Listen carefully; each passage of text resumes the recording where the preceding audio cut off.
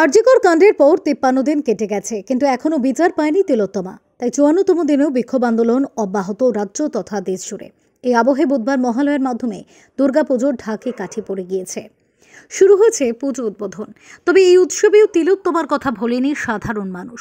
তাই নির্যাতিতাকে স্মরণ করে কালো শাড়ি পরে কালো বেলুন হাতে ৫৪টি প্রদীপ প্রজ্বলনের মাধ্যমে মহালয়ার সকালে পুরুলিয়া জেলার শশধর গাঙ্গুলি রোড সার্বজনীন দুর্গাপুজো কমিটির শুভ উদ্বোধন হলো।